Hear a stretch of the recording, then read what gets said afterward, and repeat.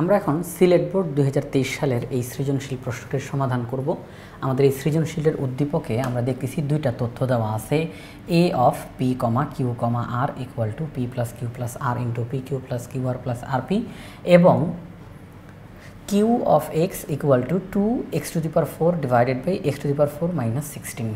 ক নম্বর প্রশ্নে বলছে a of p, q, r এই যেই বহুপদীটা দেওয়া, এই বহুপদীটা চক্রক্রমিক এবং সমমাত্রিক কিনা যাচাই করো। কথাটা একটু খেয়াল করি, এই বহুপদীটা কি চক্রক্রমিক কিনা, মানে এটা যে চক্রক্রমিক কি এটা বলে নাই, বলছে যাচাই করার জন্য, চেক করার জন্য যে এই বহুপদীটা কি চক্রক্রমিক নাকি চক্রক্রমিক না, আমরা জানাবো।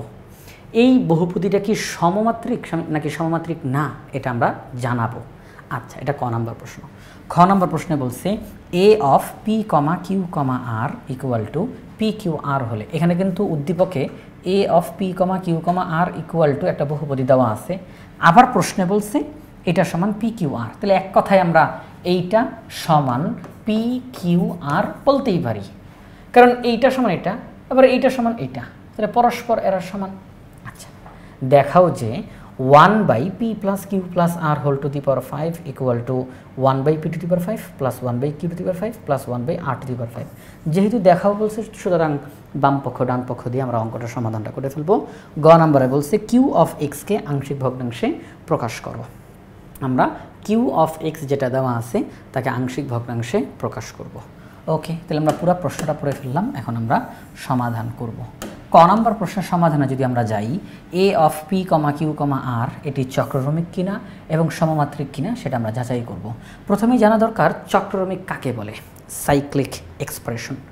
চক্রক্রমিক বলা হয় যে আমরা যদি কোনো একটা বহুপদীর তিনটা চলক, কমপক্ষে তিনটা চলক অথবা তার চাইতেও বেশি চলক, তাদেরকে ক্রমান্বয়ে তাদের জায়গা পরিবর্তন করি, কিন্তু বহুপদীটার মানের কোনো পরিবর্তন না ঘটে, অর্থাৎ আমরা তিনটা চলক অথবা তার চেয়ে বেশি চলকের স্থান পরিবর্তন করার আগে বহুপদীটার যেই মান ছিল, আমরা চলকগুলোর স্থান পরিবর্তন করার পরেও বহুপদীটার একই মান আছে, আগেও যেই মান এখনও সেই মান, মানের কোনো পরিবর্তন ঘটে নাই, তখন এটাকে বলা হবে চক্রক্রমিক রাশি বা চক্রক্রমিক বহুপদী। আবারও বলতেছি, কোনো একটি বহুপদীর তিনটি চলক অথবা তার চাইতেও বেশি চলক স্থান পরিবর্তন করার পরেও বহুপদীটির মানের কোনো পরিবর্তন না ঘটলে তখন সেই বহুপদীটিকে বলা হয় চক্রক্রমিক বহুপদী।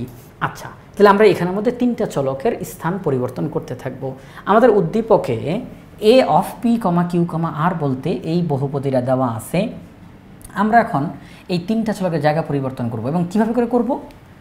পি এ, এই যে পিটাকে লিখব কিউ এর জায়গায়, হ্যাঁ, পি এর পরিবর্তে আমরা কিউ লিখব। কথাটা এইভাবে করে বলে দিই খুব সহজে, পি এর পরিবর্তে কিউ, পি এর পরিবর্তে কিউ, কিউ এর পরিবর্তে আর, আর এর পরিবর্তে পি।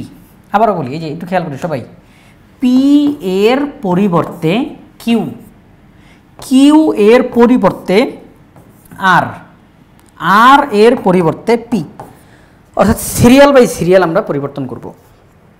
পি এর পরিবর্তে কিউ, কিউ এর পরিবর্তে আর, আর এর পরিবর্তে পি, আমরা এইভাবে করে বসাবো। এই যে এখান থেকে সেটা করা হয়েছে, পি এর পরিবর্তে কিউ, কিউ এর পরিবর্তে আর, আর এর পরিবর্তে পি।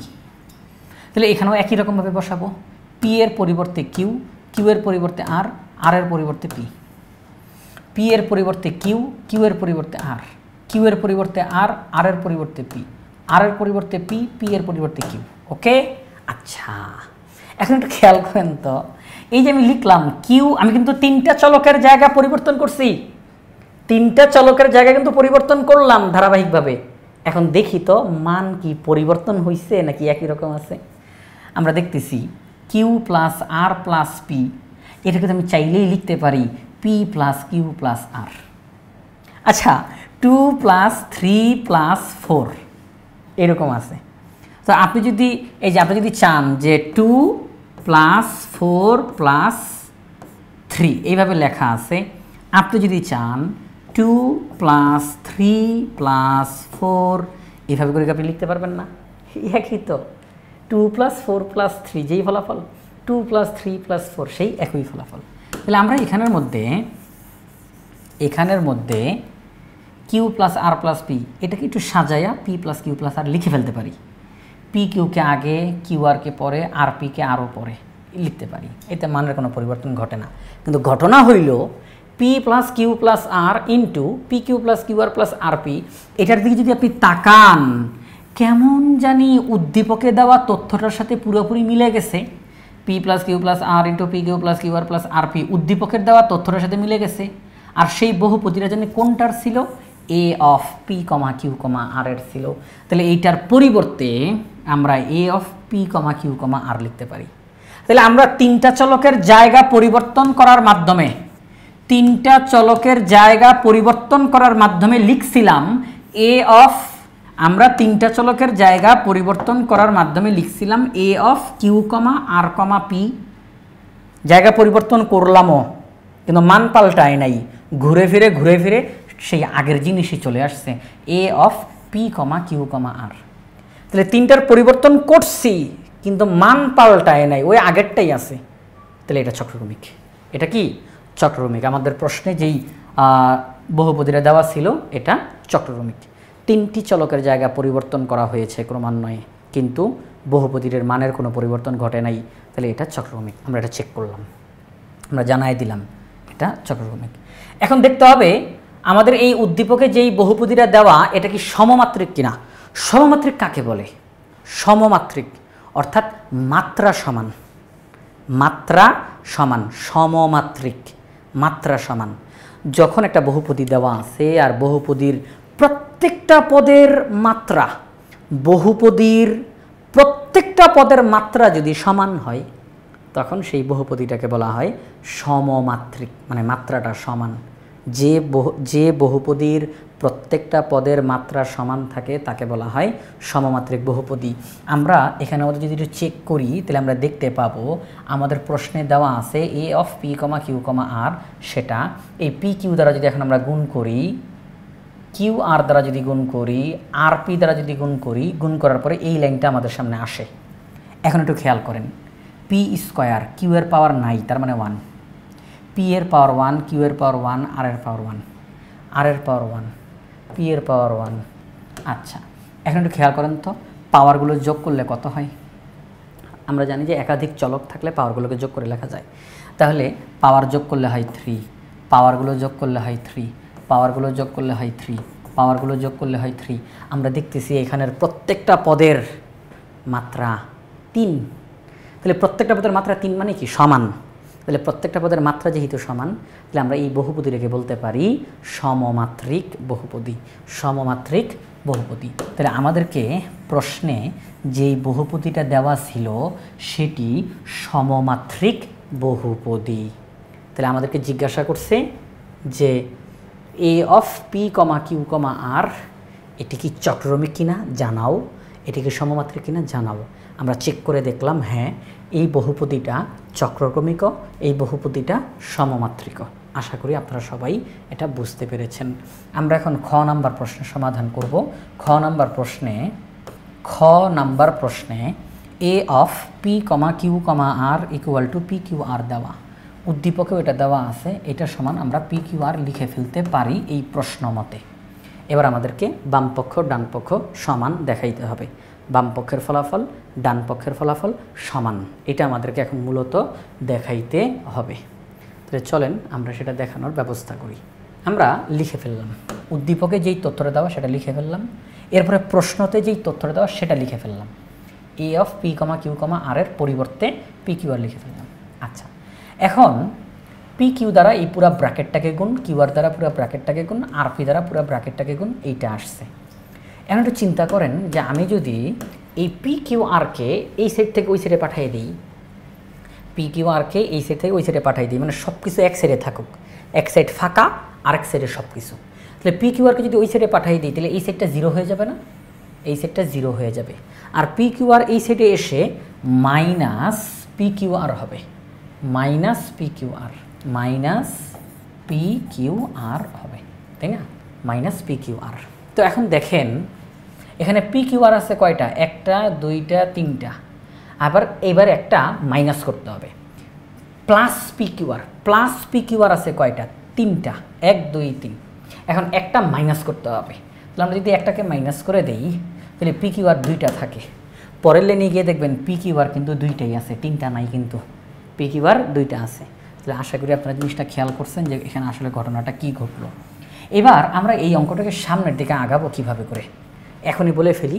আপনারা যদি তাকান পুরো লাইনটার মধ্যে দেখবেন বারে বারে বারে বারে পি কিউ আর, পি কিউ আর এগুলাই আছে, এবং এখানে মধ্যে কোনো ঋণাত্মক কোনো চিহ্ন নাই, সব যোগ চিহ্ন, সব যোগ চিহ্ন। এই অঙ্কটা তাহলে এখন চলবে চক্রক্রমিকের হিসাবে। কিসের হিসাবে? চক্রক্রমিক। আপনাদের কি মনে আছে?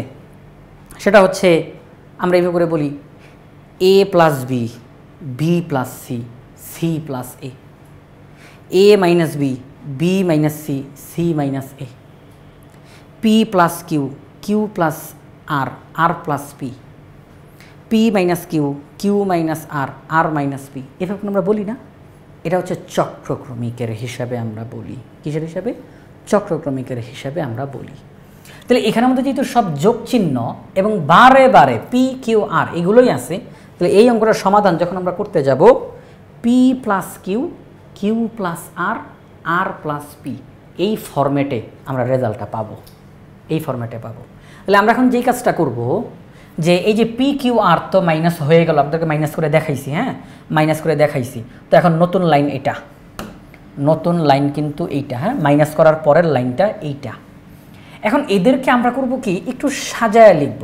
ভাই এখানে আমাদের আলাদা করে কোনো রুলস নাই, আমি আবার বলতেছি এই জায়গাটার মধ্যে আলাদা করে কোনো রুলস নাই যে আমরা ওই রুলসটা ফলো করছি, ওই সূত্রটা মানছি না, শুধু ওই ফরম্যাটটা মনে রাখবো যে এখানের মধ্যে চক্রক্রমিকের হিসেবে আমাদের অঙ্কটা আসবে P plus Q, Q plus R, R plus P. তো আমরা এদেরকে এমনভাবে পাশাপাশি বসাইছি যাতে করে ব্র্যাকেটের ভিতরে আমরা বারে বারে পি প্লাস কিউ পাই। এখানে কোনো ঋণাত্মক মান পাবো না, কারণ সবাই ধনাত্মক। তো আমরা এদেরকে পাশাপাশি এমনভাবে সাজাইছি, এই যে এমনভাবে সাজাইছি যাতে করে ব্র্যাকেটের ভিতরে পি প্লাস কিউ পাওয়া যায়, ব্র্যাকেটের মধ্যে পি প্লাস কিউ পাওয়া যায়। এখন এই দুইটাকে পাশাপাশি লেখার কারণে আমরা পি কিউ কমন নিতে পারছি, ব্র্যাকেটের ভিতরে পি প্লাস কিউ। এই দুইটাকে পাশাপাশি বসানোর কারণে কিউ আর কমন নিতে পারছি, ব্র্যাকেটের মধ্যে পি প্লাস কিউ। এই দুইটাকে পাশাপাশি বসানোর কারণে আর স্কোয়ার কমন নিতে পারছি, ব্র্যাকেটের ভিতরে পি প্লাস কিউ। এই দুইটাকে পাশাপাশি বসানোর কারণে পি আর কমন নিতে পারছি, ব্র্যাকেটের ভিতরে পি প্লাস কিউ। আমি আবার বলতেছি এখানে কিন্তু আলাদা করে কোনো রুলস কিন্তু এখানে মধ্যে মেনটেন করা হয় নাই। আচ্ছা ঠিক আছে, আপনারা এটা যত বেশি প্র্যাকটিস করবেন তত বেশি আপনাদের আয়ত্তে আসবে। আপনাদের মনে প্রশ্ন আসতে পারে, স্যার এই দুইটাকে যে পাশাপাশি বসাইতে হবে, এই দুইটাকে পাশাপাশি বসাইতে হবে, এই দুইটাকে পাশাপাশি বসাইতে হবে, এটা বুঝবো কীভাবে করে? এটা আলাদা করে কোনো রুলস নাই। আপনি এটা যত বেশি প্র্যাকটিস করবেন তত আপনার মাথার মধ্যে এটা বসবে যে আমি যদি এই দুইটাকে পাশাপাশি বসাই তাহলে কমন নিতে পারবো, এই দুইটাকে পাশাপাশি বসাইতে হলে কমন নিতে পারবো, এই দুইটাকে পাশাপাশি বসাইতে কমন নিতে পারবো। আচ্ছা এইটার পাশে যদি এটাকে বসাই কমন নিতে পারবো, কিন্তু ওখানে গিয়ে সমস্যা হবে, মানে লাইনের সামনে গিয়ে সমস্যা হবে। যত বেশি প্র্যাকটিস করবেন, রাফ করেন, অঙ্কের পাশে রাফ করেন, যত বেশি প্র্যাকটিস তত বেশি এটা সহজ হয়ে যাবে আপনার কাছে। আচ্ছা ওকে, কিছু কিছু জায়গাতে একটু ব্যতিক্রম এখানের মধ্যে থেকে থাকে, তো এরকম এটাও সেরকম একটা ব্যতিক্রমের খাতায়। ওকে, তাহলে আমরা কমন নেওয়ার পরে এই লাইনটা পেলাম। আমরা এখন দেখতেছি এই ব্র্যাকেটের মধ্যে P plus Q, P plus Q, P plus Q, P plus Q. তাহলে পি প্লাস কিউকে আমরা একবার লিখে দিলাম, পি প্লাস কিউকে একবার লিখলাম। তাহলে থাকবে কি P Q plus Q R plus আর স্কোয়ার প্লাস পি আর। ঠিক আছে, আমরা এদেরকে লিখে ফেললাম। এবার এতটুকুর ভিতরে আমরা আবার কমন নিতে পারি। এতটুকুর ভিতরে কমন নেওয়ার কারণে ব্র্যাকেটের ভিতরে আর প্লাস পি চলে আসছে, ব্র্যাকেটের ভিতরে আর প্লাস পি, আর ব্র্যাকেটের বাহিরে আমরা এখন একত্রিত করলে কিউ প্লাস আর। সহজ কথা, এতটুকুকে আমরা আবার কমন নেওয়ার চেষ্টা করলাম, কমন নিতেও আমরা পারছি। এবার অঙ্কটাকে সাজাই লিখি P plus Q, Q plus R, R plus P. তাহলে সেই চক্রক্রমিকের ফরম্যাটে আমাদের সামনে রেজাল্টটা আসলো P plus Q, Q plus R, R plus P equal to 0। আমরা এখন হয় অথবা দিয়ে কথা বলতে পারবো। কি দিয়ে? হয় অথবা দিয়ে কথা বলতে পারবো। আমরা বলবো হয় P plus Q equal to 0, অতএব P equal to minus Q, Q plus R equal to 0, অতএব Q equal to minus R, R plus P equal to 0, অতএব R equal to minus P. আমরা এখানের মধ্যে মূলত 3টা মান বের করছি, যে পি এর মান হলো মাইনাস কিউ, কিউ এর মান হলো মাইনাস আর, আর এর মান হলো মাইনাস পি।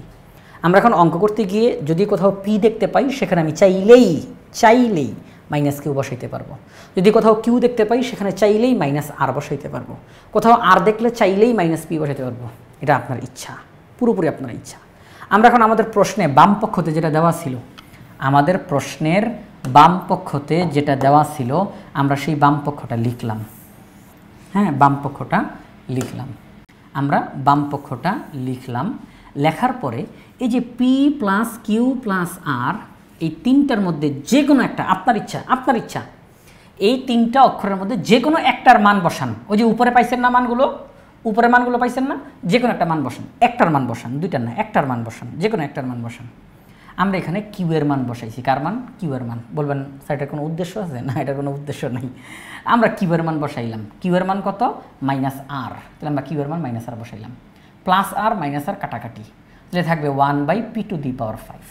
আমরা বাম পক্ষের রেজাল্ট পেলাম 1/p⁵। এখন আমরা চেক করব ডান পক্ষের রেজাল্টও কি এটাই আসে কিনা। কারণ আমাদের প্রশ্নে বলছে প্রমাণ করে দেখাও বাম পক্ষ সমান ডান পক্ষ, এইটা সমান এইটা। তাহলে আমরা বাম পক্ষের রেজাল্ট 1/p⁵ পাইছি। দেখি তো ডান পক্ষের রেজাল্ট কি একই আসে কিনা। চলেন আমরা এখন ডান পক্ষটা চেক করব। ডান পক্ষ চেক করতে গিয়ে ডান পক্ষকে লিখলাম। লেখার পরে আগে বাম পক্ষতে কার মান বসাইছিলাম? বাম পক্ষতে কার মান বসাইছিলাম? কিউ এর মান। অবশ্যই ডান পক্ষতেও আমরা তারই মান বসাবো। বাম পক্ষতে যার মান বসাবেন, আমরা কিউ এর মান বসাইছি, আপনাকেও বসাইতে হবে, এমন কোনো বাধ্যবাধকতা নাই। আপনি বাম পক্ষতে যদি আর এর মান বসায় থাকেন, ডান পক্ষতেও আর এর মান বসাবেন। বাম পক্ষতে যদি পি এর মান বসান, ডান পক্ষতেও পি এর মান বসাবেন। বাম পক্ষতে যার মান বসাবেন, ডান পক্ষতে তার মান বসাবেন। তাহলে আমরা ডান পক্ষতে এখন কিউ এর মান বসাবো। কিউ এর মান কত? মাইনাস আর। কিউ এর মান কত? মাইনাস আর। বাকিদের কোনো মান বসাই নাই, জাস্ট কিউ এর মান বসাইছি। আচ্ছা, তাহলে কিউ এর মান মাইনাস আর। যেহেতু পাওয়ারটা বিজোড় তাহলে মাইনাসটা রয়ে যাবে। তাহলে 1/p⁵ minus 1/r⁵ plus 1/r⁵ plus 1/r⁵ minus 1/r⁵ কাটাকাটি থাকলো কি 1/p⁵। আমরা দেখলাম বাম পক্ষের যেই রেজাল্ট বের হয়েছিল ডান পক্ষেরও সেই একই রেজাল্ট বের হয়েছে, তার মানে উভয় পক্ষ সমান। বাম পক্ষের যেই রেজাল্ট ডান পক্ষেরও একই রেজাল্ট, তাহলে উভয় পক্ষ পরস্পর সমান দেখানো হয়ে গেল। আমাদের তো প্রশ্ন এটাই বলছিল যে দেখাও যে এটা সমান এটা। আমরা খ নাম্বার প্রশ্নটার সমাধান করে ফেললাম। আমরা এখন গ নাম্বার প্রশ্নটার সমাধান করব। আমাদের গ নাম্বার প্রশ্নটা দিকে আমরা একটু তাকাই। গ নাম্বার প্রশ্নটাতে আমাদেরকে বলা হয়েছে আংশিক ভগ্নাংশে প্রকাশ করো। গ নাম্বার প্রশ্নে কিউ অফ এক্সকে আংশিক ভগ্নাংশে প্রকাশ করো। আমরা উদ্দীপকে দেখতেছি Q of X equal to 2x⁴ divided by x⁴ minus 16 এটি রয়েছে। এটিকে আংশিক ভগ্নাংশে প্রকাশ করতে হবে। তাহলে প্রশ্নে যা উদ্দীপকে যা দেওয়া সেটা লিখলাম। দেওয়া আছে Q of X equal to 2x⁴ divided by x⁴ minus 16। এরপরে আমাদের কাজটা আরম্ভ হবে। আমি একটু ওই লাইনটা এখানে একটু লিখি। হ্যাঁ, ওই লাইনটা একটু এখানে লিখি। সেটা হচ্ছে 2x⁴ divided by x⁴ minus 16।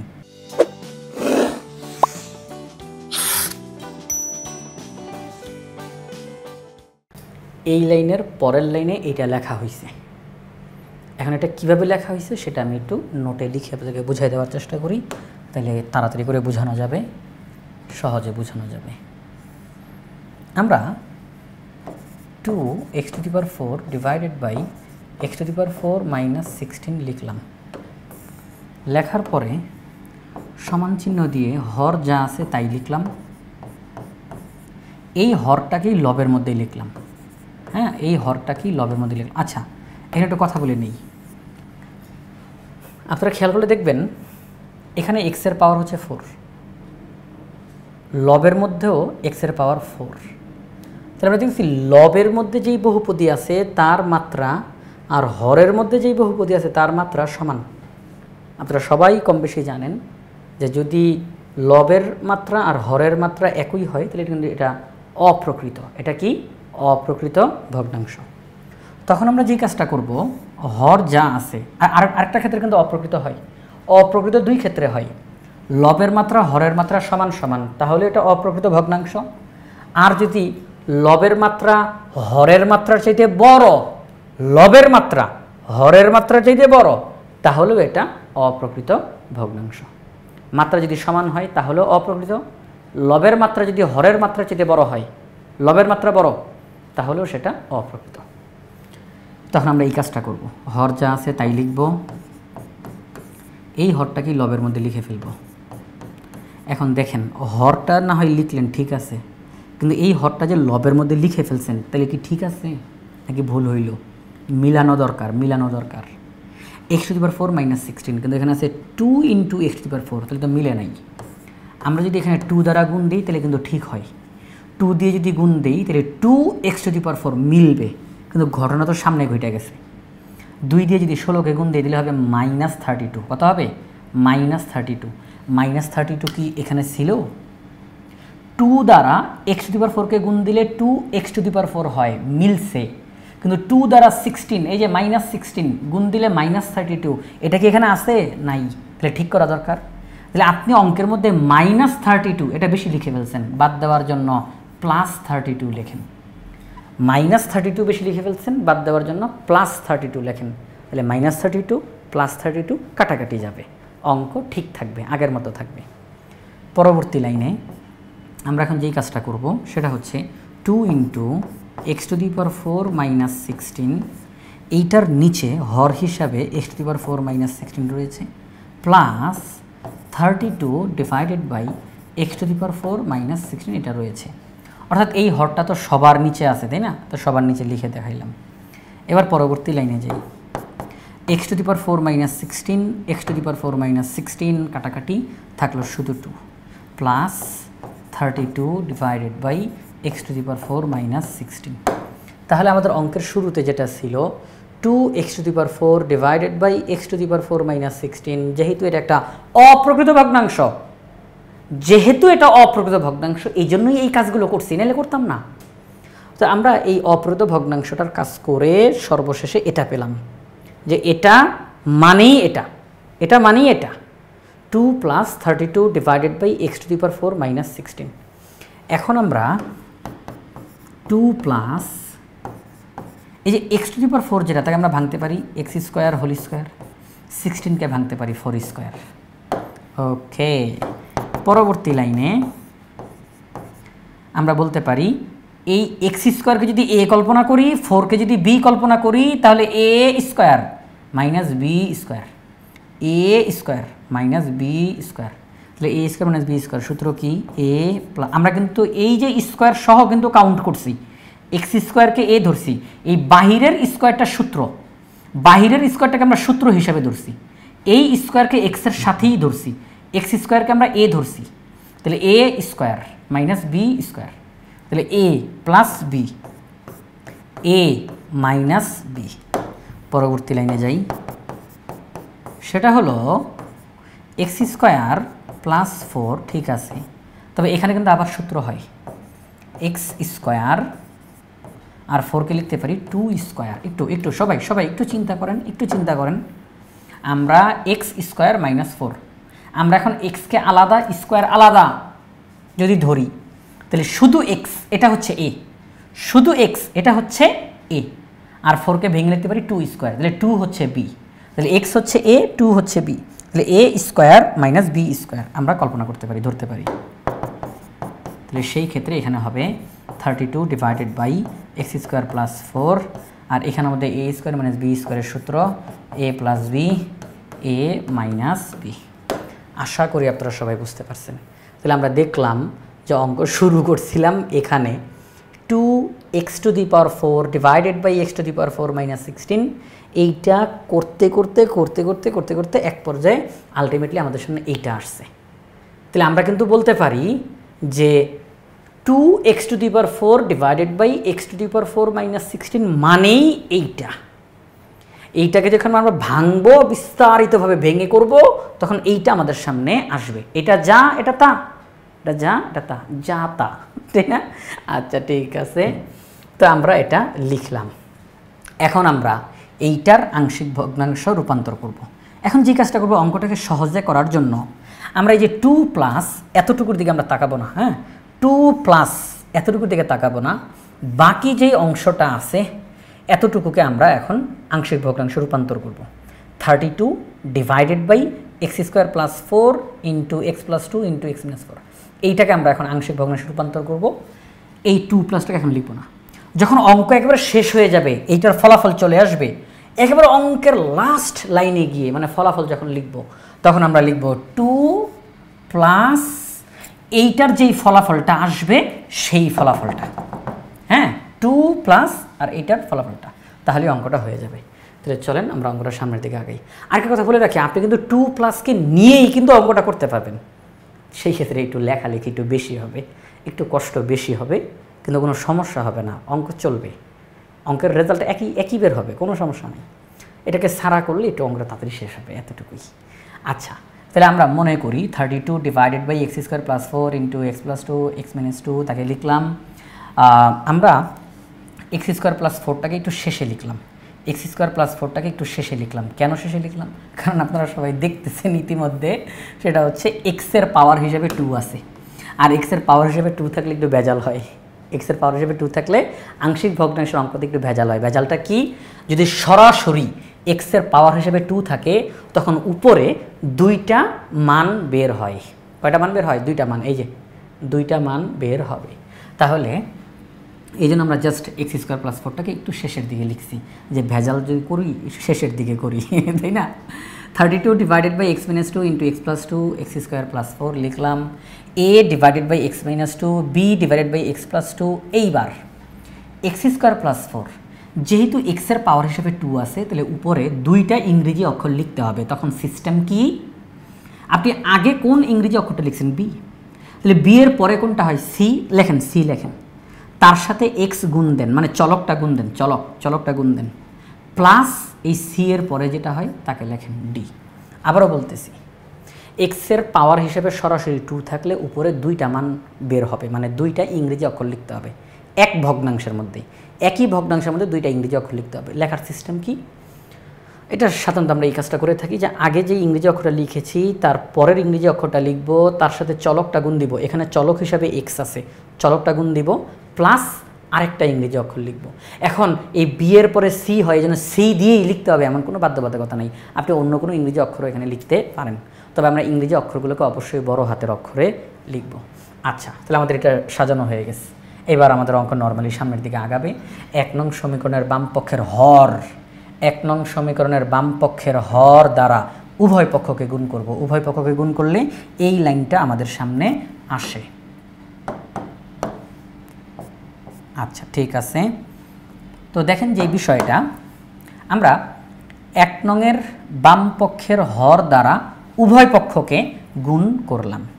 গুণ করলে আমাদের সামনে এই লাইনটা আসে। লাইনটা অনেক লম্বা, আর বললাম না, আপনারা এটা নর্মাল জিনিস, এটা আপনারা পারেন সবাই, যে যখন আমরা এই হর দ্বারা,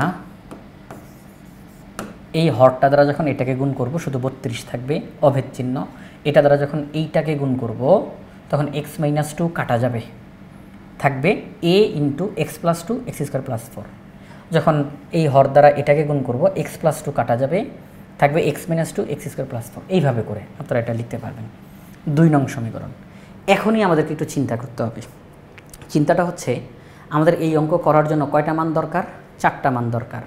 এ এর মান, বি এর মান, সি এর মান, ডি এর মান, 4টা মান দরকার। তা আমি কি অঙ্কটা করতে গিয়ে নর্মালি আমি কি 4টা মান বের করে ফেলতে পারবো? এর জন্য আমাকে দেখতে হবে চলকের কয়টা মান পাওয়া যাবে, চলকের কয়টা মান পাওয়া যাবে তার দিকে তাকাইতে হবে। আমরা দেখতেছি x মাইনাস 2, আমরা তাহলে মনে মনে x minus 2 equal to 0, x equal two 2, আমরা x এর একটা মান পেয়ে গেলাম। x প্লাস 2 ইকুয়াল টু 0, অতএব x ইকুয়াল টু মাইনাস 2, আমরা x এর আরও একটা মান পেয়ে গেলাম। আচ্ছা, x স্কোয়ার প্লাস 4, এখান থেকে কি আমরা কোনো মান পাবো? x স্কোয়ার প্লাস 4, এখান থেকে কি আমরা মান পাবো?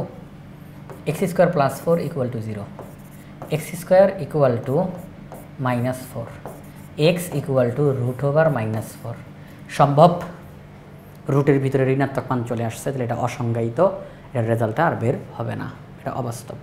তাহলে আমরা এখান থেকে x এর মান পেলাম না। তাহলে আমরা x এর কয়টা মান পাইলাম? আমরা x এর মান পাইলাম 2টা। তাহলে x এর মান যদি 2টা পেয়ে থাকি, তাহলে উপরে যে ইংরেজি অক্ষরগুলো আছে আমরা সেখান থেকে দুইটা ইংরেজি অক্ষরের মান পাবো। অর্থাৎ ইংরেজি অক্ষরগুলো যে উপরে যেগুলো লিখছি তাদের মানগুলো পাওয়া নির্ভর করে চলকের কয়টা মান আমরা সরাসরি পেয়েছি তার উপরে। আমরা এখানে চলকের দুইটা মান পাইছি, তাহলে ইংরেজি অক্ষরগুলোর মধ্যে দুইটার মান আমরা বের করতে পারবো। তাহলে আর বাকি দুইটার মান তাদেরকে ছাড়া অঙ্ক হবে না। তাহলে তখনই বুঝতে হবে যে আমার এই অঙ্কে সহগ সমীকৃত করতে হবে। এই অঙ্কে কী করতে হবে? সহগ সমীকৃত করতে হবে। আর এই সহগ সমীকৃত করার জন্য আমরা 3 নম্বর সমীকরণ নাম দিয়ে আরেকটা সমীকরণ অঙ্কের মধ্যে নিয়ে আসব। এটা কি? এই 3 নম্বর সমীকরণটা সিম্পল একটা জিনিস, সেটা হচ্ছে 2 নম্বর সমীকরণে আমরা যা লিখেছি, 2 নম্বর সমীকরণে যা লিখেছি এটাকে পুরাটাকে ভেঙে, একেবারে পুরাটাকে ভেঙে লিখব। অর্থাৎ কোনো ব্র্যাকেট আমরা রাখবো না, কোনো ব্র্যাকেট আমরা রাখবো না, একদম পুরোটাকে গুণ করে লিখে ফেলবো, যোগ বিয়োগ করা লাগলে করে ফেলবো। এ দ্বারা এক্সকে গুণ, তাহলে এ এক্স, কোথায়? এই যে এই যে এই যে এই যে একটু এখানে দেখাই, সেটা হচ্ছে এক্স দ্বারা এক্স স্কোয়ারকে গুণ দিলে এক্স কিউব, এক্স দ্বারা 4কে গুণ দিলে 4x, 2 দ্বারা গুণ দিলে 2x স্কোয়ার, 2 দ্বারা গুণ দিলে 8। ভেঙে ভেঙে লিখবো, ভেঙে ভেঙে লিখবো। এবার আসি, এখনও তো ব্র্যাকেট আছে, তাহলে এখনও হয় নাই, ব্র্যাকেট উঠানোর ব্যবস্থা করতে হবে। ব্র্যাকেটগুলো উঠানোর ব্যবস্থা করে ফেলবো। A X cube, 4ax, 2ax square, 8a। আমরা একেবারে ভেঙে পুরাটা লিখে ফেলবো। দেখেন তো লাস্ট যেই 3 নম্বর সমীকরণের লাইনটা লিখলাম এখানে কি কোনো ব্র্যাকেট আছে? এই যে 3 নম্বর সমীকরণের যে লাইনটা লিখলাম এখানে কোনো ব্র্যাকেট আছে? না, ব্র্যাকেট বিহীন, ব্র্যাকেট বিহীন, এখানে কোনো ব্র্যাকেট নাই।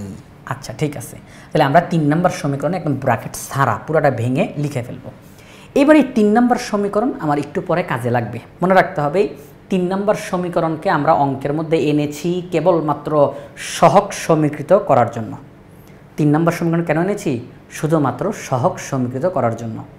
আমরা এক্সের যে নর্মাল মানগুলো পাবো, আমরা নর্মালি এক্সের যেই মানগুলো পাবো সেই মানগুলো আমরা 2 নং সমীকরণে বসাবো। কয় নং সমীকরণে?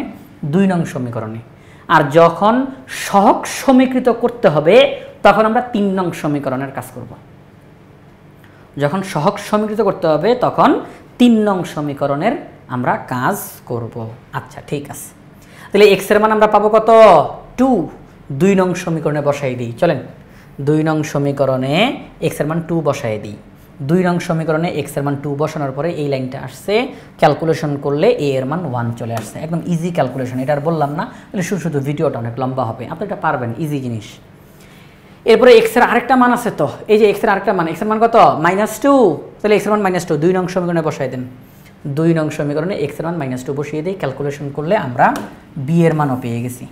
তাহলে আমরা এ এর মান পেয়ে গেলাম, বি এর মান পেয়ে গেলাম, সি আর ডি এর মান বাকি আছে, আমরা এখন সহগ সমীকৃত করব। এই জন্য 3 নম্বর সমীকরণে আমরা যাব। 3 নম্বর সমীকরণে গিয়ে আমরা দেখব চলকের সর্বোচ্চ পাওয়ার কত। 3 নম্বর সমীকরণে গিয়ে দেখব চলকের সর্বোচ্চ পাওয়ার কত। আমরা দেখতেছি চলকের সর্বোচ্চ পাওয়ার 3, চলকের সর্বোচ্চ পাওয়ার 3, এর চেয়ে বড় পাওয়ার আর নাই। এই যে চলকের সর্বোচ্চ পাওয়ার 3 আমরা এখানে একটু লিখতেছি আপনাদেরকে বোঝানোর জন্য। এক্স কিউব এটাই সর্বোচ্চ, মানে পাওয়ারের হিসাবে এটা সর্বোচ্চ এক্স কিউব। তার চাইতে একটু ছোট এক্স স্কোয়ার, তার চাইতে একটু ছোট x⁴ অর্থাৎ শুধু এক্স, তার চাইতে একটু ছোট ধ্রুবপদ। সহগ সমীকৃতটা এখন বোঝানোর চেষ্টা করতেছি, একটু খেয়াল করেন। এক্সের সর্বোচ্চ পাওয়ার যত সেটা দিয়ে লিখলাম, এরপরে এক এক করে কমালাম, এক এক করে কমালাম। এটা কিন্তু আপনাদের খাতায় লেখার দরকার নাই, এটা আমি শুধু বোঝানোর জন্য লিখতেছি। এবার আমরা দেখব যে আমাদের এখনো মান বের করা বাকি আছে কয়টা। আমাদের এখনো কয়টা মান বের করা বাকি আছে? এখনো 2টা মান বের করা বাকি আছে। কয়টা মান? 2টা মান বের করা বাকি। তাহলে ওই সর্বোচ্চটা যেটা আমরা তার সহগ সমীকৃত করব, তার চেয়ে একটু ছোট যেটা তার সহগ সমীকৃত করব। অর্থাৎ আপনার এখনো 2টা মান বের করা বাকি, তাহলে সর্বোচ্চটা এবং তার চেয়ে এক ছোট যেটা এই দুইটার সহগ সমীকৃত করব। আপনার এখনো 3টা মান বের করা বাকি, এখনো মানে আগে যে কাজগুলো করছেন এক্স এর মানগুলো বসাইছেন তারপরেও এখনো 3টা মান বের করা বাকি, তাহলে সর্বোচ্চটা তার চাইতে একটু ছোট, তার চাইতে একটু ছোট, এইভাবে করে আমরা নিয়ে অঙ্কটা করব। ওকে, আমাদের এই অঙ্কের মধ্যে এখনো 2টা মান বের করা বাকি, তাহলে সর্বোচ্চটা এবং তার চাইতে এক ছোট এই দুইটার সহগ সমীকৃত করব। কি করব? সহগ সমীকৃত। তাহলে আমরা এক্স কিউবের সহগ সমীকৃত করব, এক্স স্কোয়ারের সহগ সমীকৃত করব। ওকে, এই সহগ সমীকৃত করাটা অনেক সহজ এবং এটা মজার জিনিস। কেমন? আমরা বলবো 3 নং সমীকরণে এক্স কিউব এর সহগ সমীকৃত করে পাই। আমি একটু লাইনটা দেখাই নিয়ে আসি আপনাদেরকে। এই যে 3 নংয়ের উভয় পক্ষে এক্স কিউব এবং এক্স স্কোয়ার এদের সহগ সমীকৃত করে পাই। আমরা এখন শুরুতে এক্স কিউবের সহগ সমীকৃত করব। শুরুতে এক্স কিউবের সহগ সমীকৃত করব। কিভাবে করে করব?